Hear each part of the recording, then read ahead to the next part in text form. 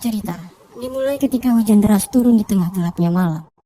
Seorang pekerja minimarket bernama Hodo berusaha menawarkan sesuatu pada pelanggan parubaya yang terlihat cukup menyeramkan. Tiba-tiba, lampu mulai berkedip diikuti dengan isak tangis yang perlahan semakin terdengar jelas. Ketika Hodo membalikan pandangannya, dia melihat penampakan wanita yang ternyata adalah sahabatnya sendiri. Dia adalah Yeji. Kehadirannya begitu dramatis, membuat Hodo dan seorang pelanggan terkejut saat melihatnya. Ternyata, Yeji sedang merasa frustasi karena dia gagal mendapatkan pekerjaan untuk kesekian kalinya. Padahal, nilai akademis dan prestasi yang dia miliki sangat memuaskan. Tidak sampai di situ, investasi saham yang dia lakukan juga tidak membuahkan hasil. Singkatnya, sekarang dia menjadi orang susah. Dengan kondisi yang sulit itu, Yeji menagih kembali uang yang belum lama ini dia pinjamkan kepada Hodo. Tapi sayangnya, Hodo sudah menggunakan uang itu sebagai deposit untuk rumah baru yang dia sewa. Bingung harus berbuat apa, Hodo pada akhirnya membawa Yeji ke kontrakannya yang ternyata sangat mewah dan punya banyak perlengkapan di dalamnya. Kulkas 2 pintu, bak mandi, kamar tidur yang nyaman, dan masih banyak lagi. Rumah itu sangat mewah untuk harga sewa yang hanya beberapa ratus ribu jika dirupiahkan. Dan tentu itu menimbulkan pertanyaan besar bagi Yeji. Sementara Hodo tidak begitu peduli, justru dia malah menganggap itu sebagai keberuntungan.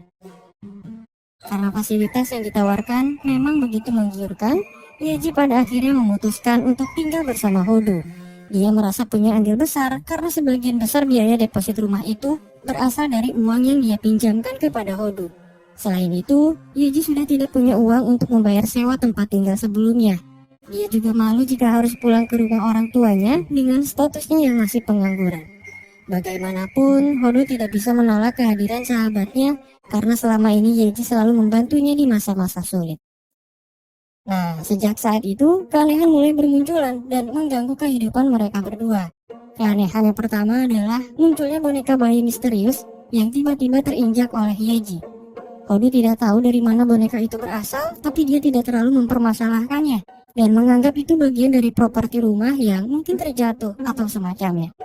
Di suatu hari, Yeji menemani Hodo pergi bekerja di minimarket yang letaknya tidak jauh dari rumah mereka. Ajushi sebelumnya juga ada di sana. Dia adalah pelanggan setia di minimarket itu. Mereka kemudian bertemu dengan tetangga sebelah rumah yang terlihat ramah, tapi Yeji merasakan ada sesuatu yang aneh pada dirinya.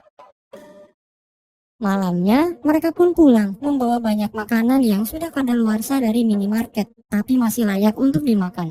Dan memang begitulah cara mereka untuk bertahan hidup.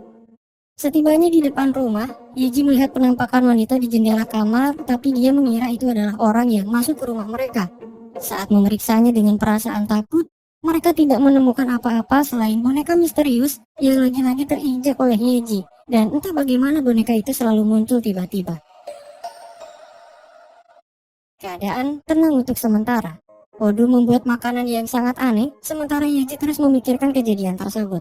Tidak lama dari itu, Hodo tiba-tiba mencium bau busuk yang entah dari mana asalnya. Sekeras apapun dia memeriksa, sebanyak apapun dia mencari, dan sekonyol apapun dia bertingkah, dia tidak menemukan dari mana asalnya bau busuk itu. Hingga suatu ketika, pencarian mereka berakhir pada penemuan yang cukup mengejutkan, di mana seekor merpati dengan misterius terjebak di dalam kasur. Burung itu kemudian terbang, mengacaukan seisi ruangan dan membuat dua sahabat itu berlari ketakutan. Yeji dan Hodo pergi ke rumah tetangga yang sebelumnya mereka temui, berharap mereka bisa mengetahui sesuatu tentang masa lalu rumah tersebut. Pada akhirnya, tetangga itu bercerita bahwa penghuni rumah yang sebelumnya mati bunuh diri. Dia juga sering dihantui oleh arwahnya yang masih gentayangan dan itu membuatnya sulit untuk beraktivitas. Dalam ceritanya, tetangga itu berkata bahwa dia pernah bertemu dengan korban beberapa kali. Korban yang merupakan wanita muda itu selalu terlihat aneh dan seperti dirasuki oleh hantu. Hingga suatu ketika, dia melihat korban mengakhiri hidupnya, dan kejadian itu membuatnya selalu bermimpi buruk. Tetangga itu merasa bersalah karena tidak berusaha melakukan apapun kepada korban untuk membantunya. Setelah kejadian itu, Yeji mendesak Hodo untuk menghubungi pemilik rumah. Dia menuntut kompensasi karena rumah itu berhantu dan meminta uang muka mereka dikembalikan. Tapi berdasarkan kontrak, hal itu tidak diperbolehkan.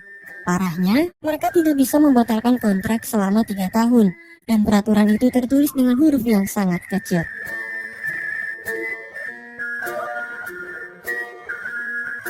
Kembali ke minimarket dengan Ajusi yang masih setia berada di sana, Yeji dan Hodu mengeluh karena harus terjebak di rumah berhantu selama bertahun-tahun. Merasa tidak punya pilihan lain, dua sahabat itu memutuskan untuk memberanikan diri. Tapi setelah melihat langsung penampakan hantu yang ada di rumah, mereka kembali ke minimarket dengan takut dan memutuskan untuk mencari penyewa baru rumah tersebut. Sejak saat itu, Yeji dan Hodu mencari penyewa baru, tapi usaha mereka selalu gagal. Yang pertama disebabkan oleh gempa yang entah kenapa hanya terjadi di rumah itu. Calon penyewa jadi takut dan mereka membatalkan perjanjiannya. Calon kedua datang, dia setuju untuk mengambil rumah tersebut, tapi kemudian hantu rumah menyerangnya, membuatnya lari ketakutan dan membatalkan perjanjian. Begitu juga untuk calon yang ketiga, dia pergi ketakutan setelah melihat Hodu dirasuki oleh hantu itu. Entah apa yang terjadi, makhluk itu seolah tidak mengizinkan rumahnya untuk dihuni oleh pemilik lain. Tidak mau menyerah, mereka pun mencari dukun untuk mengusir hantu tersebut. Tapi ternyata harga jasanya sangat mahal, sehingga akhirnya mereka mencari cara untuk mengusir hantu sendiri. Mereka menemukan artikel yang menjelaskan bahwa hantu dapat diusir menggunakan kacang merah dan garam.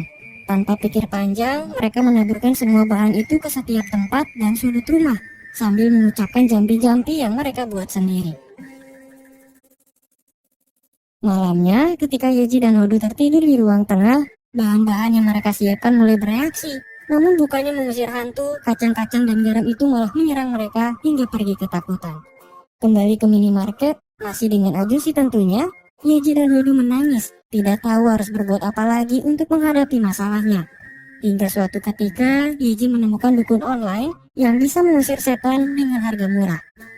Mereka memanggil dukun itu dan menaruh harapan besar kepadanya. Namun, ternyata dukun itu tidak pernah benar-benar mengusir hantu. Dia juga takut menghadapi hantu tersebut dan pergi melarikan diri. Merasa telah ditipu, Yeji mengejar dukun itu dengan marah dan menuntut agar uangnya dikembalikan karena itu adalah tabungan terakhirnya. Dukun itu bernama Kido dan umurnya sama seperti mereka. Kido menjelaskan bahwa uang yang telah dia terima sudah ditarik oleh bank untuk membayar hutang yang dia miliki. Ternyata hidupnya juga sedang susah, rumahnya disita dan bahkan untuk makan pun dia kesulitan. Merasa prihatin dengan nasibnya, Hodu membawa Kido ke rumah dan menawarkan makanan anehnya.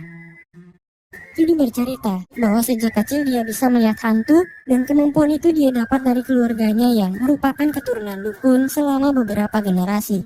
Kido sebenarnya takut kepada hantu, tapi karena tuntutan kehidupan, dia terpaksa harus mencari pekerjaan dengan kemampuan satu-satunya itu.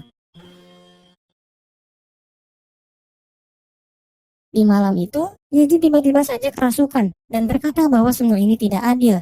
Lampu di rumah seketika berkedip mengundang perhatian polisi yang sedang berpatroli. Hodu dan Kido yang ketakutan pergi keluar rumah dan bertemu dengan polisi yang datang untuk memeriksa keadaan. Yeji pingsan dan dia terbangun di kantor polisi. Saat itu, polisi menyampaikan beberapa hal tentang korban dan rumah berhantu. Polisi mendapat rekaman pelaku yang menyelinap ke rumah korban untuk menyimpan kamera tersembunyi, dan mungkin segala macam hal telah direkam. Tersangka menggunakan topeng dan itu tidak membuktikan siapa pelaku sebenarnya. Polisi menduga bahwa itulah yang membuat korban frustasi dan memilih untuk mengakhiri hidupnya. Catatan bunuh diri yang ditemukan detektif juga menjadi bukti terkuat untuk kasus tersebut. Namun, firasat Yeji mengatakan bahwa korban dibunuh, dan itu sebabnya dia gentayangan, berusaha memberitahu orang-orang melalui keanehan yang terjadi. Yeji merasa bersalah karena tidak menyadari hal itu, hanya saja dia terlalu takut untuk memahaminya. Di malam itu, Yeji dan yang lainnya berusaha mencari petunjuk dari video rekaman pelaku yang tersebar ke publik. Satu hal yang membuat mereka terkejut adalah kebiasaan pelaku saat menggerakkan leher, mengingatkan mereka pada seseorang. Tidak lama dari itu, sosok hantu menjulurkan tangannya dari bawah kasur dan menyerahkan boneka yang selama ini selalu terinjak oleh Yeji. Kido yang melihat mengambil boneka itu, dan dia menyadari bahwa terdapat kamera tersembunyi di dalamnya. Setelah membuka isi rekaman tersebut, mereka menemukan fakta yang sangat mengejutkan. Ternyata, selama ini korban berusaha mengungkap identitas penguntitnya, dan dia menemukan petunjuk bahwa pelakunya adalah tetangganya sendiri. Namun, ketika dia berusaha melaporkannya pada polisi, pelaku datang untuk melenyapkannya dan menyusun kematian tersebut sebagai tindakan bunuh diri. Semua kejadian itu terekam pada kamera boneka yang selama ini selalu dibawa oleh hantu tersebut. Dia selalu menyimpannya di berbagai tempat, berharap orang yang menginjak akan mengetahui fakta tersembunyi di dalamnya. Setelah fakta itu terungkap, Yeji dan teman-temannya segera melapor ke polisi. Sementara itu, pelaku dihadapkan dengan teror yang selalu menghantuinya. Dia akhirnya merasa frustasi dan meraih pisau untuk melawan sebelum akhirnya pergi melarikan diri. Yeji dan teman-temannya menunggu kedatangan polisi. Kemudian mereka mengejar pelaku yang pergi meninggalkan rumahnya.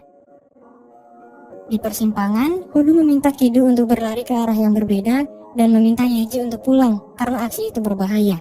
Di malam itu, Hodu akhirnya bertemu dengan pelaku yang bersembunyi dan menyerangnya secara tiba-tiba. Pelaku itu mengeluh, berkata kenapa dia harus menghancurkan hidupnya hanya untuk mempermainkan seorang gadis. Tidak lama dari itu, Yeji datang menerjang pelaku dan memukulnya tanpa ampun. Ternyata dia dirasuki oleh korban yang murka dan mempertanyakan nasib kehidupannya. Pelaku mungkin menyesal, tapi dia tidak mengakui perbuatannya dan bertaubat. Hal itulah yang membuat hantu itu murka dan selalu menggentayanginya. Tidak lama dari itu, pelaku akhirnya ditangkap oleh polisi dan dia melihat arwah korban menatapnya dengan penuh kebencian. Yeji yang tersadar segera mencari Hodu dan dia menangis mengkhawatirkannya. Untunglah sahabatnya itu baik-baik saja dan dia masih bersikap konyol seperti biasanya.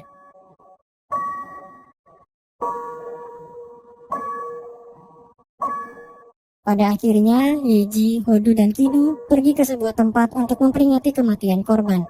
Arwah korban yang bernama Sohi itu muncul di hadapan mereka.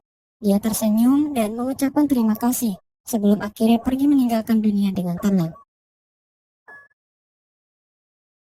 Di hari yang membahagiakan itu, Yeji menemukan ide untuk mengembangkan usaha pengusiran setan, tapi dengan cara membantu arwah tersebut, seperti yang mereka lakukan kepada mendiang Sohi.